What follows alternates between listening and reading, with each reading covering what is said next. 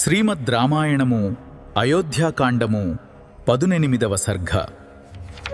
దశరథుడు ఎన్నడూ లేనంత దీనస్థితిలో కైక ముందు మోకరిల్లాడు. ప్రాధేయపడ్డాడు, భంగపడ్డాడు. కాని కైక కరగలేదు. ఓ దశరథ మహారాజా, మీ సత్యసంధత ఏమైంది? ఆడిన మాట తప్పని వాడివైతే నా వరాలు ఎందుకివ్వవు? కుంటి సాకులు చెప్పకు. రాముడు అడవులకు వెళ్లాల్సిందే. ఆ మాటలు విని దశరథుడు కుప్పకూలిపోయాడు. ఓసి దుర్మార్గురాలా, నువ్వు నా భార్యవా లేక శత్రువా? రాముడు వెళ్ళిన తరువాత నేను బతకడం కలలోని మాట. స్వర్గంలో దేవతలు రాముడు క్షేమమా అని అడిగితే ఏమని చెప్పను? ఆడదాని మాటకు కట్టుబడి కొడుకును పంపాని చెప్పనా?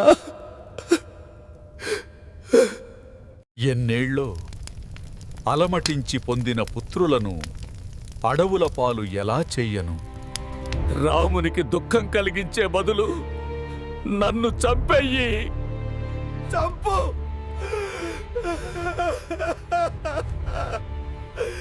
నన్నిప్పుడే చంపుట.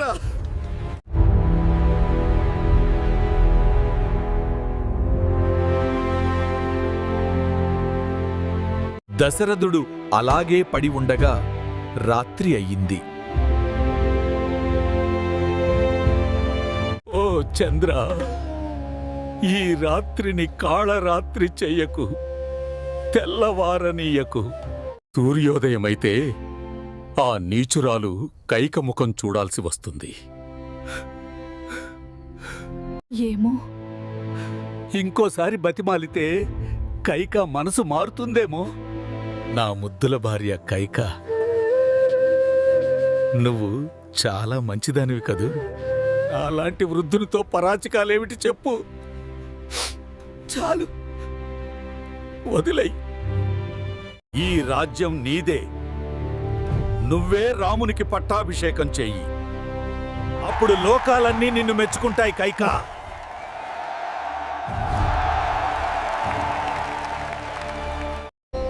నీ కుమారుడు భరతుడు కూడా నిన్ను శ్లాఘిస్తాడు. నీ చేతుల మీదుగానే పట్టాభిషేకం జరిపించు దేవి. కాని కైక మనసు ఇసుమంత కూడా మారలేదు. రాజా, నేల మీద దొర్లి ఏడిస్తే మీకు మర్యాదగా ఉంటుందా? సత్యము ధర్మము పాటించమని అడగడం తప్ప మీ పూర్వీకులు ప్రాణాల కంటే మాటకే విలువ ఇచ్చారు. నేను ఏమీ కొత్తగా కోరడం లేదు. మీరిస్తానన్న వరాలే అడుగుతున్నాను. రాముడు అడవులకు వెళ్ళాలి, వెళ్ళాలి, వెళ్ళాలి. మీరు వరం తీర్చకుంటే మీ ఎదుటే ప్రాణత్యాగం చేస్తాను. దశరథునికి ఆఖరి ఆశ కూడా అడుగంటిపోయింది. ఓసి పాపి, అగ్ని సాక్షిగా పట్టుకున్న నీ చేయిని వదిలేస్తున్నాను. నీతో పాటు నీ కుమారుడు భరతుని కూడా వదిలివేస్తున్నాను. నువ్వు నా భార్యవు కావు. భరతుడు నా కొడుకు కాదు. నేను చనిపోతే రాముడే నాకు ఉత్తర క్రియలు చేస్తాడు. ప్రజల కన్నీళ్లు చూడలేక రాముడు వెళ్ళక ముందే నేను ప్రాణాలు విడుస్తాను. తెలతెల వారోతోంది. పక్షులు కిలకిలారావాలు చేస్తున్నాయి. మహారాజా, తెల్లవారుతోంది. త్వరగా కానివ్వండి. దశరథుడు కొరడాతో కొట్టిన గుర్రము మాదిరి పైకి లేచాడు. నేను ధర్మబద్ధుడను. రాముని చూడాలని ఉంది. పిలిపించండి. అయోధ్య వీధులన్నీ పన్నీటితో తడిపి అలంకరించారు. కులగురువు వశిష్ఠుడు పట్టాభిషేక సంభారాలతో వస్తున్నారు. ప్రజలందరూ రామ పట్టాభిషేకం కోసం ఉవ్విళ్ళూరుతున్నారు. సుమంత్రుడు వశిష్ఠునికి ఎదురుగా వచ్చాడు. మంత్ర గంగాజలము, సముద్ర జలము అన్నీ సిద్ధంగా ఉన్నాయి. సూర్యోదయమైంది. రాజుగారిని సిద్ధం కమ్మని చెప్పు. సుమంత్రుడు దశరథుని స్తుతించడం మొదలుపెట్టాడు. మంగళ వాచకములు దశరథునికి కర్ణకఠోరంగా వినిపించాయి. ఇంక చాలు! పట్టాభిషేక మండపమంతా వేద పండితులతో నిండిపోయింది. రాముని కోసం స్వర్ణరథం సిద్ధంగా ఉంది. త్రివేణి సంగమ జలాలతో కలశాలు నింపారు. అన్ని సంభారాలు సిద్ధమయ్యాయి. కాని పట్టాభిషేక రాముడే లేడు. రామునికి వింజామరలు వేసేందుకు వారు సిద్ధంగా ఉన్నారు. పాల నురగలాంటి తెల్లటి పట్టు గొడుగు సిద్ధమైంది. రాముని సేవించడానికి గజ తురగ బలములు వేచి ఉన్నాయి. మంగళ వాయిద్యాల శబ్దం కోసం నగరం నిరీక్షిస్తోంది. ముహూర్తం సమీపిస్తోంది. రాజుగారు ఇంకా రాలేదేమిటి? సుమంత్ర,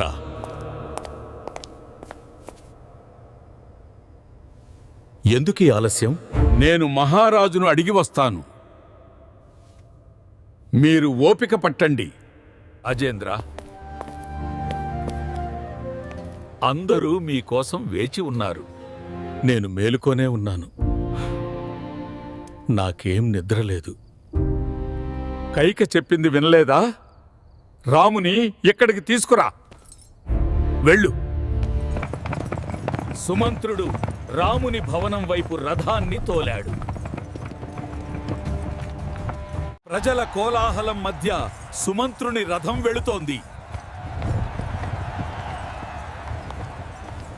రామమందిరం వద్ద కూడా వేలాది మంది వేచి ఉన్నారు. రాముని తీసుకెళ్లడానికి మదగజము సిద్ధంగా ఉంది.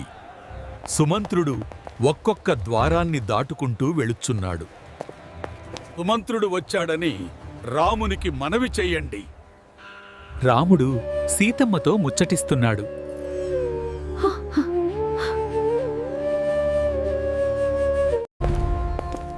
సుమంత్రుడు దర్శనం కోసం వేచి ఉన్నాడు. స్వామి, సుమంత్రుణ్ణి సాదరంగా లోపలికి తీసుకురండి. ఓ కౌసల్య నందన, మీ తండ్రిగారు పిలుస్తున్నారు.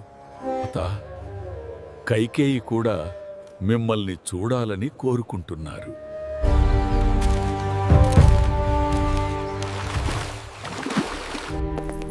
సీత, తండ్రిగారు, తల్లి కైక నన్ను పిలిపిస్తున్నారు. పట్టాభిషేకం గురించి చర్చించటానికే కాబోలు.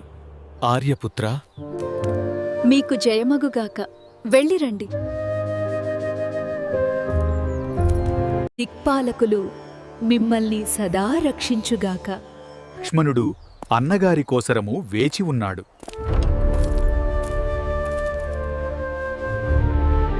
లక్ష్మణ, నువ్వు కూడా నాతో రా.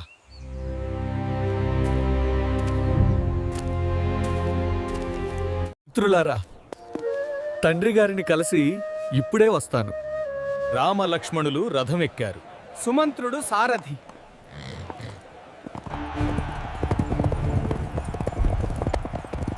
రథం వేగంగా రాజవీధుల్లోకి ప్రవేశించింది.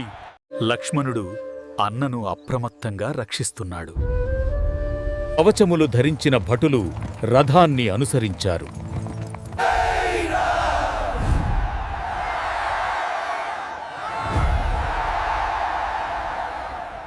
రాముని గుణగణాలను జనం వేనోళ్ల పొగుడుతున్నారు.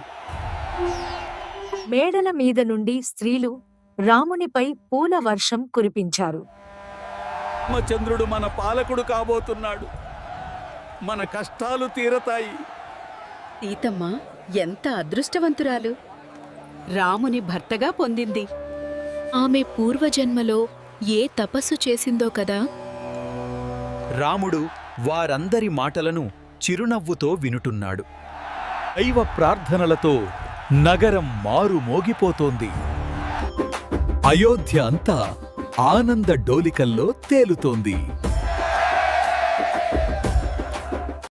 వంది మాగధులు కైవారములు చేస్తున్నారు. రథం దశరథుని మందిరానికి చేరుకుంది.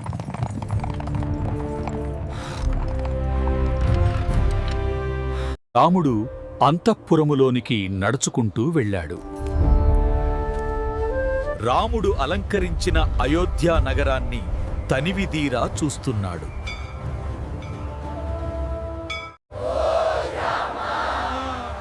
నీ తాత ముత్తాతల వలె పాలించు. నీ పాలనలో మేము నీ తండ్రి కాలం కన్నా సుఖంగా ఉంటాము. రాముని చూస్తుంటేనే మా కడుపు నిండిపోయింది. ఇక మాకు అన్నపానీయాలు కూడా అక్కర్లేదు రామా. రాముని చూడని జన్మ కూడా ఒక జన్మేనా?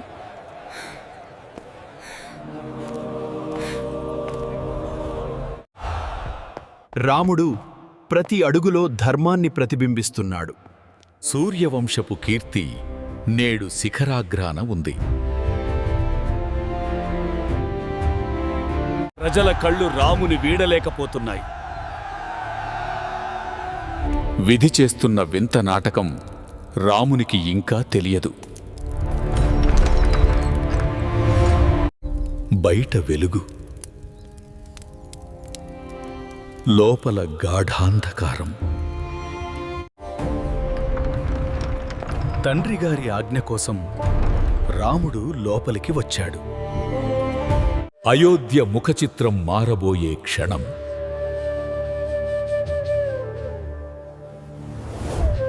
ధర్మ సంస్థాపన కోసం రామావతారం సిద్ధమైంది. శ్రీమద్ రామాయణము అయోధ్యాకాండము 17వ సర్గ సంపూర్ణము. ఓం తత్సత్. ఓం తత్సత్. ఓం లోకాః సమస్తాః సుఖినో భవంతు. సర్వం శ్రీరామచంద్రార్పణమస్తు. శ్రీరాముడు తండ్రిగారి అంతఃపురంలో ప్రవేశించాడు. ద్వారం బయట లక్ష్మణుడు అప్రమత్తంగా నిలబడ్డాడు. ఉన్నతాసనం మీద కూర్చున్న తండ్రిని చూశాడు రాముడు. తండ్రి మొహంలో ఆనందం లేదు, ఏదో చింత కనిపిస్తోంది. ముందుగా తండ్రి పాదాలకు నమస్కరించాడు రాముడు. అమ్మా అని ఒక్క మాట అతి కష్టం మీద అన్నాడు. దుఃఖం పొంగుకురాగా తల వంచుకున్నాడు. తండ్రి పరిస్థితి చూసి రాముడు ఆశ్చర్యపోయాడు. తరువాత తల్లి కైకకు పాదాభివందనం చేశాడు. ఎంతటి క్లిష్ట కార్యంలో ఉన్నా తనని చూడగానే ఆప్యాయంగా పిలిచేవారు. ఇంతటి సంతోష సమయంలో తండ్రి ఇలా ఉండటమేమిటి? తండ్రి గారికి నా వలన ఏమైనా అపరాధం జరిగిందా? నేనేమైనా పొరపాటు చేశానా? ఆయన కోపానికి కారణమేమిటి? మా నా మీద అనుగ్రహం కలిగేలా నువ్వైనా చెప్పమ్మా. నాన్నగారికి శరీరంలో బాగాలేదా? రాజవైద్యులను పిలిపించారా? మా మానవులకు సుఖదుఖాలు సహజం కదా. భరత శత్రుఘ్నులు క్షేమంగా ఉన్నారు కదా? వారికేమీ కాలేదు కదా? నీకు గాని మా తల్లి కౌసల్యకు గాని ఏ అసౌకర్యం కలగలేదు కదా? నాన్నగారి దుఃఖం పోగొట్టడానికి నేను ఏమైనా చేస్తానమ్మా. ఆయన దుఃఖిస్తుంటే నేను క్షణకాలం కూడా జీవించలేను. నాకు ఈ జన్మనిచ్చింది నా తండ్రి. ఈ శరీరం ఆయన అధీనము. మీ ఇద్దరి మధ్య ఏమైనా మనస్పర్ధలొచ్చాయా అమ్మా? నిజం చెప్పమ్మా. నా తండ్రిని ఎప్పుడూ ఇలాంటి దీనస్థితిలో చూడలేదు. రాముని ఆవేదన చూసి ఇదే సమయం అనుకుంది కైక. అమ్మా, మీ తండ్రికి ఎలాంటి జబ్బు లేదు, ఆయన ఆరోగ్యంగానే ఉన్నారుట. కానీ తన మనసులో ఉన్న విషయం నీతో చెప్పడానికి భయపడుతున్నారు. తండ్రి గారు సంకోచిస్తున్న విషయం ఏమిటి? త్వరగా చెప్పమ్మా. ఏమీ లేదు రామా, చాలా స్వల్పమైన విషయం. పూర్వం ఆయన నాకు 2 వరాలు ఇచ్చారు. అవి ఇప్పుడు కోరుకున్నాను. ఆ వరాల గురించి చెప్పడానికి నీ తండ్రి భయపడుతున్నారు. సత్యం పలకడం ఉత్తములకు ధర్మం కదా. నీ తండ్రి మాట తప్పుతాను అన్నారు. మా ఆ వరాలేమిటో నాతో చెప్పమ్మా. అవి నీకు దుఃఖం కలిగిస్తాయి రామా. విన్న తరువాత నన్ను దూషించకూడదు. నా తండ్రి గారు చెబితే నా ప్రాణాలు కూడా గడ్డిపోచలా విడిచిపెడతాను. అగ్నిలో దూకమన్నా దూకుతాను, విషం తాగమన్నా తాగుతాను. నా తండ్రి ఏది చెబితే అది చేస్తానని ప్రతిజ్ఞ చేస్తున్నాను. ఐకకు లోపల ఎంతో సంతోషంగా ఉంది. రాముడు దారిలోకి వచ్చాడు. మొదటి వరం భరతుని అయోధ్యకు పట్టాభిషిక్తుని చెయ్యడం. రెండవది నీవు 14 సంవత్సరాలు దండకారణ్యంలో వనవాసం చేయడం. తండ్రి మాట నిలబెట్టాలంటే నువ్వు అరణ్యాలకు వెళ్లాల్సిందే. కైక మాటలు విన్న రాముడు ఏమాత్రం బాధపడలేదు. అమ్మా కైకా, అన్నీ నీవు చెప్పినట్లే జరుగుతాయి. ఈ చిన్న విషయానికి తండ్రి గారు ఎందుకు బాధపడుతున్నారో అర్థం కావడం లేదు. ఆయన మాట నాకు శిరోధార్యము. ఎప్పుడూ కాదనలేదు. తండ్రి గారు ఒక్క మాట చెబితే సర్వస్వాన్ని భరతుడికిచ్చేవాడిని. మా నీవు నాన్నగారిని ఓదార్చు, ఆయన కన్నీరు కారుస్తున్నారు. వెంటనే భరతుని తీసుకురావడానికి దూతలను పంపుతాను. రామా, భరతుడు వచ్చే వరకు ఆగనవసరం లేదు. వెంటనే బయలుదేరు. నీవిక్కడ ఉంటే నీ తండ్రి ఆహారం తీసుకోరు. త్వరగా వెళ్ళు. మా నా తండ్రి మాట ముందు ఈ రాజ్యభోగాలు గడ్డిపరకతో సమానం. నేను వెళ్ళి తల్లి కౌసల్య దగ్గర అనుమతి తీసుకుని అరణ్యాలకు వెళ్తాను. తండ్రి గారిని జాగ్రత్తగా చూసుకోమని భరతుడికి చెప్పు. నేను వెళ్ళి తల్లి కౌసల్య దగ్గర అనుమతి తీసుకుని అరణ్యాలకు వెళ్తాను.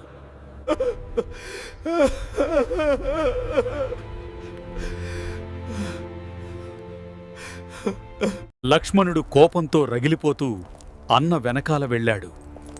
పట్టాభిషేక ద్రవ్యాలకు నమస్కరించి యోగిలా ముందుకు సాగాడు రాముడు. ఛత్రము వద్దన్నాడు, రథము వద్దన్నాడు, పాదచారి అయి సాగాడు. ఇంత జరిగినా రాముని మొహంలో చిరునవ్వు చెరగలేదు. కౌసల్య భవనమంతా ఆనందోత్సాహాలతో నిండి ఉంది. కౌసల్య రాముని క్షేమం కోరుతూ విష్ణు పూజ చేస్తోంది. నాయనా రామా, నీవు పూర్వీకుల వలె కీర్తి పొందుదువుగాక. రానాయనా, భోజనం చేద్దువుగాని.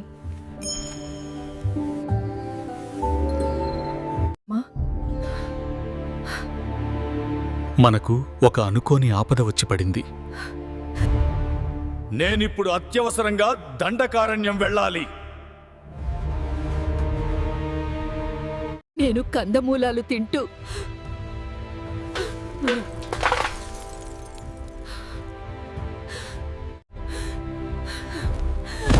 ఆ వార్త వినగానే కౌసల్య నిట్ట నిలువునా కూలిపోయింది. Wake up, princess. Please wake up. A little more water. She's stirring. అమ్మా, నువ్వు నా కడుపున ఎందుకు పుట్టావయ్యా? ఈ వార్త చెప్పడానికేనా? పెళ్లి చేసుకున్నాక నాకు సుఖం అనేది తెలియదు రామా. కైక తన దాసీల కంటే హీనంగా నన్ను చూస్తోంది. రేపు భరతుడు రాజైతే నా బతుకు బానిస బతుకవుతుంది. ఈ వృద్ధాప్యంలో సవతుల సూటిపోటి మాటలు నేను భరించలేను. నన్ను కూడా నీ వెంట అరణ్యాలకు తీసుకుపోరామా. ఒక స్త్రీ కోరిక కోసం రాముడు అడవులకు వెళ్ళడం నాకు ఇష్టం లేదు. మన తండ్రి కామపీడితుడు, కైక మాటలకు లోబడ్డాడు. రాజ్యం వీరభోజ్యం. అనుమతి వన్నయ్యా. బలాత్కారంగానైనా రాజ్యాన్ని తీసుకుంటా. ఎవరైనా అడ్డు వస్తే ఈ అయోధ్యనే నేలమట్టం చేస్తాను. దశరథుని బంధిస్తాను. అవసరమైతే వధిస్తాను కూడా.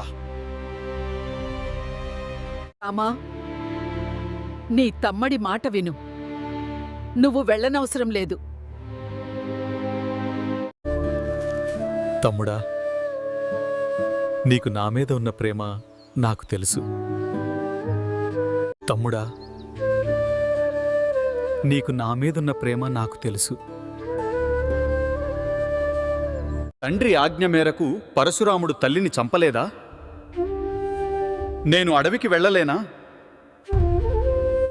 తండ్రి మాటను ధిక్కరించి నేను దోషిగా నిలబడలేను. అమ్మా, అరణ్యాలకు వెళ్ళడానికి నాకు అనుమతివ్వు. లక్ష్మణ,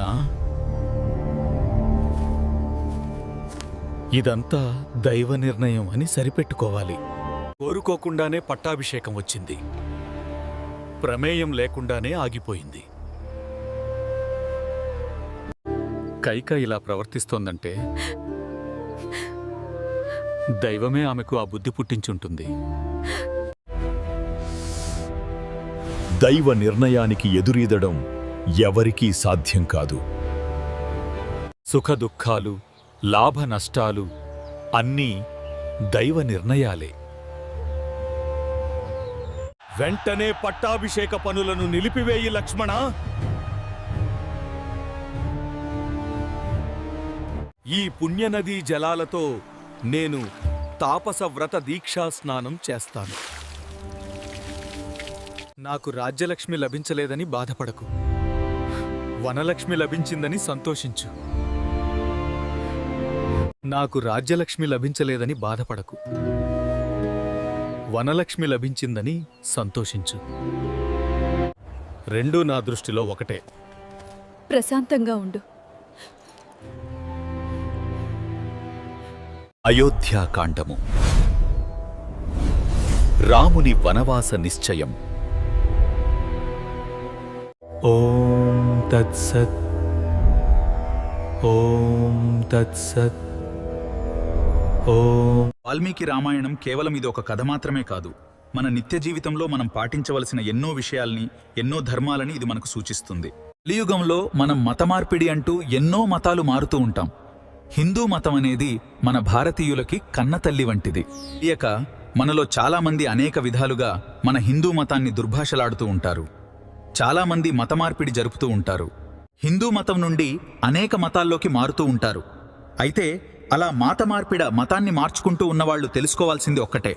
ఈ రామాయణ, మహాభారతం లాంటివి మహాగ్రంథాలని చదివి తెలుసుకుని ఉంటారు. అటువంటి వారు పొరపాట్లు చేయరు. మనిషిలో ఉన్న అవిశ్వాసం, నిరాశ, నిస్పృహలే ఈ మతమార్పిడికి ముఖ్య కారణాలు. మనం ఎలా ఉన్నతంగా బ్రతకాలో అనే ఆలోచిస్తున్నాం తప్ప కన్నవాళ్ల గురించి, తల్లిదండ్రుల గురించి ఈ రోజుల్లో ఎవ్వరు పట్టించుకోవడం లేదు. అలాంటి వారు గుర్తుపెట్టుకోవాల్సింది ఒకటే: ఏదైతే మన పిల్లల ఎదుట మన తల్లిదండ్రులకిస్తున్నామో అదే మనకు పదింతలుగా తిరిగి అవుతుంది. ఇటువంటి వారికి శ్రీరాముడు ఒక ఉదాహరణ. ఆధునిక సమాజంలో ఒక విషయాన్ని చదివి ఓపిగ్గా తెలుసుకోవటం అనేది మనలో గాని మన పిల్లల్లో గాని లేదు. అటువంటి వారి కోసమే, మన హిందూ సంప్రదాయాన్ని పాటిస్తూ ఉన్నవాళ్ల కోసమే రామాయణము, మహాభారతము, భాగవతము మొదలైన పురాణ ఇతిహాసాలను వీడియో రూపంలో మీ ముందు పెట్టేదానికి ప్రయత్నాలు చేస్తున్నాను. ఇక వాల్మీకి రామాయణం అనే మహాకావ్యం పూర్తిగా మీకు అందించే ప్రయత్నం చేస్తున్నాం. ఈ వీడియో గనుక మీకు నచ్చినట్లయితే ఒక లైక్ ఇవ్వండి. ఛానల్ని ఫస్ట్ టైం విజిట్ చేసినట్లయితే ఛానల్ని సబ్స్క్రైబ్ చేసి పక్కన వచ్చే బెల్ ఐకాన్ని కూడా క్లిక్ చేయండి. మీకు వెంటనే నోటిఫికేషన్ రావడం అనేది జరుగుతుంది. జై శ్రీరామ్.